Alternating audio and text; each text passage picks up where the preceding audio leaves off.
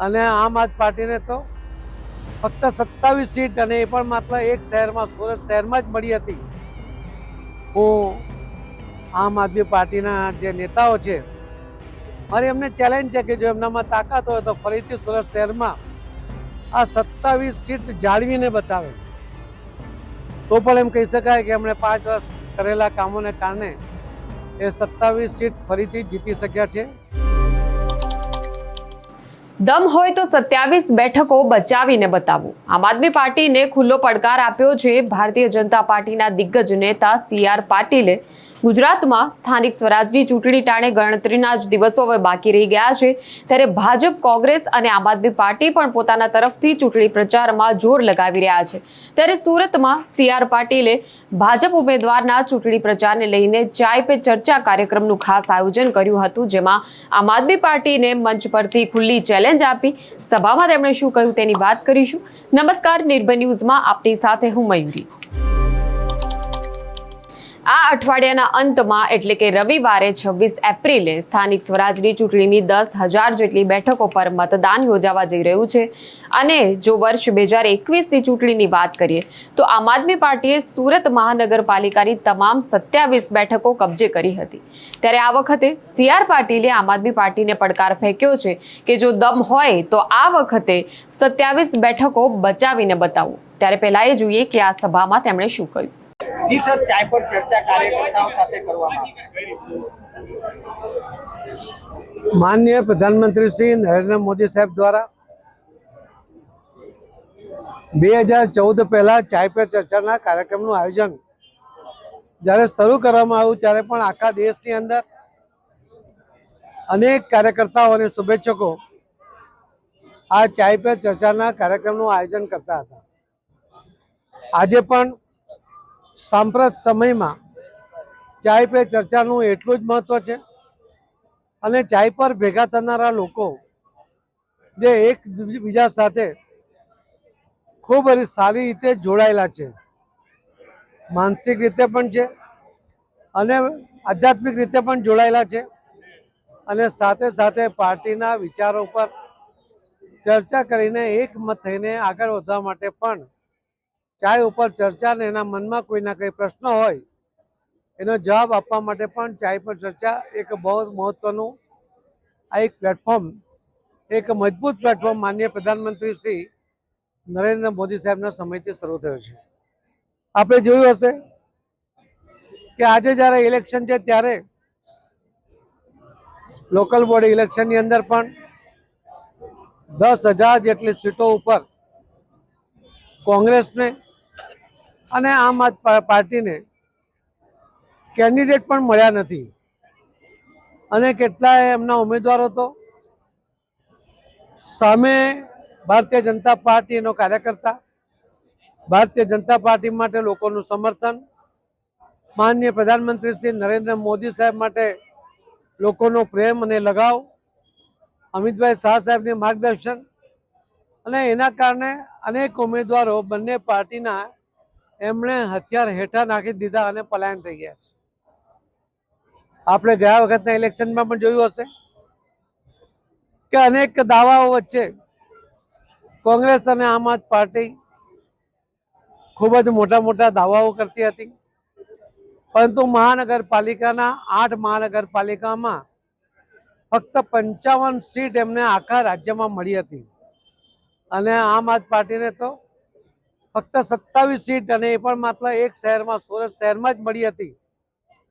હું આમ આદમી પાર્ટીના જે નેતાઓ છે મારી એમને ચેલેન્જ છે કે જો એમનામાં તાકાત હોય તો ફરીથી સુરત શહેરમાં આ 27 સીટ જાળવીને બતાવે તો પણ એમ કહી શકાય કે એમણે 5 વર્ષ કરેલા કામોને કારણે એ 27 સીટ ફરીથી જીતી શક્યા છે।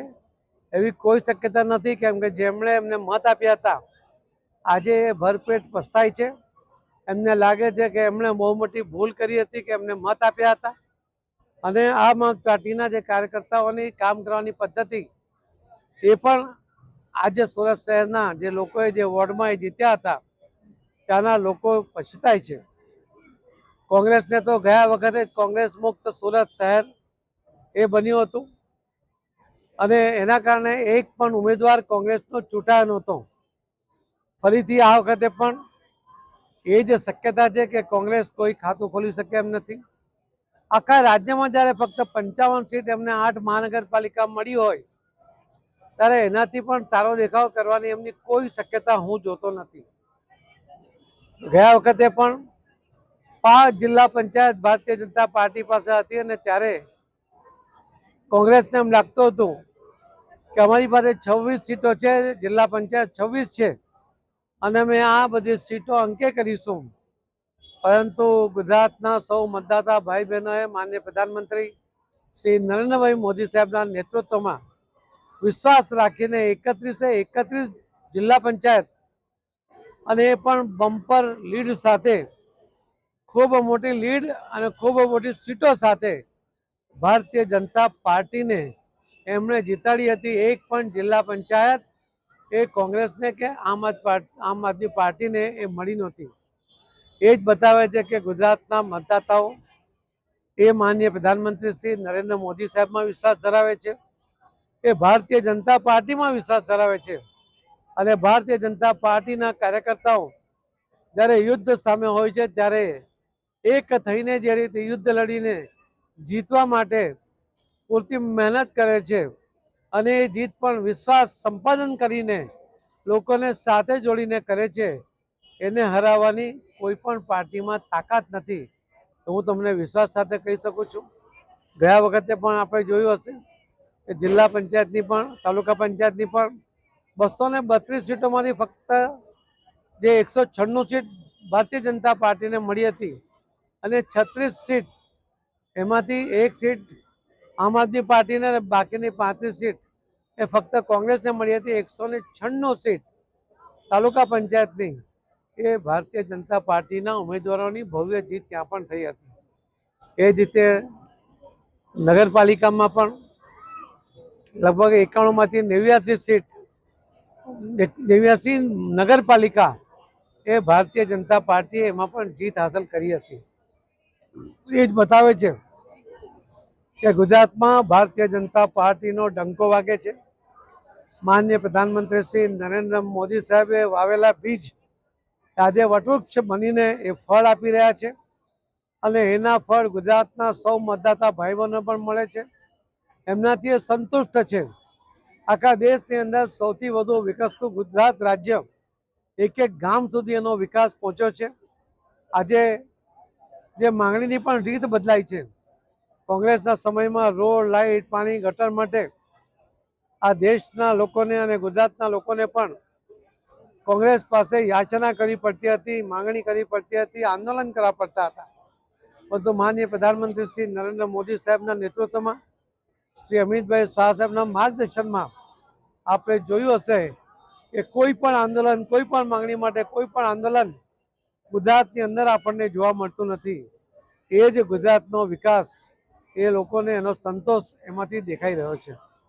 હું આપને ફરીથી વિશ્વાસ આપવા માંગુ છું અને આપના માધ્યમથી વિનંતી પણ કરું છું કે જે 5 વર્ષ પહેલાં જે લોકલ બોડી ઇલેક્શનની અંદર પણ ભારતીય જનતા પાર્ટીના ઉમેદવારો પર વિશ્વાસ રાખીને તમે જે મતદાન કર્યું હતું અને માનનીય પ્રધાનમંત્રી નરેન્દ્ર મોદી સાહેબના હાથ મજબૂત કર્યા હતા, આ વખતે પણ એમાં કોઈ કચાશ નહીં રાખતા દેશને અને મોદી સાહેબને આપને મદદની જરૂર છે, આપને તાકાતની જરૂર છે, આપના સહકારની જરૂર છે અને આપના સહકાર સાથે આ દેશ ઉન્નતિના અનેક શિખરો સર કરે એના માટે આપ સૌ પ્રામાણિકતાથી સમયસર મતદાન કરજો એવી પણ વિનંતી કરું છું. સૌ કાર્યકર્તાઓને પણ હાકલ કરું છું કે એ પણ કોઈ પણ જાતના ભેદભાવ વગર, કોઈ જાતના મનદુખ વગર, ટિકિટ મળી હોય કે ના મળી હોય, ટિકિટ કપાઈ પણ ગઈ હશે તો પણ ભારતીય જનતા પાર્ટીના હાલના ઉમેદવાર માટે પૂરી તાકાતથી કામ કરે. પાર્ટીએ તમને પણ તક આપી હતી અને પાર્ટી ભવિષ્યમાં તમને પણ તક આપશે, પરંતુ આજે તક નથી મળી એના કારણે કોઈ નારાજ થવાનો તમને અધિકાર નથી.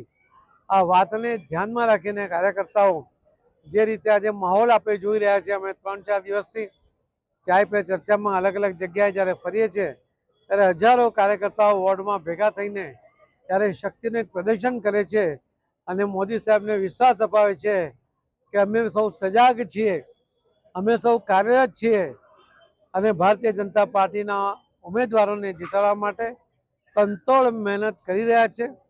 સૌ ધારાસભ્યોને એમની સાથે રહીને સૌ કોર્પોરેટરોને ચૂંટવા માટેના એમના પ્રયત્ન છે. સંગઠન પણ પૂરી તાકાત. સુરતમાં આમ આદમી પાર્ટી જ્યાં એક તરફ પોતાનું સંગઠન મજબૂત કરવા જોર લગાવી રહી છે, બીજી તરફ કેન્દ્રીય મંત્રી CR પાટીલે આ પડકાર આમ આદમી પાર્ટીને આપ્યો છે, જે ભારતીય જનતા પાર્ટીનો આત્મવિશ્વાસ બતાવી રહ્યો છે.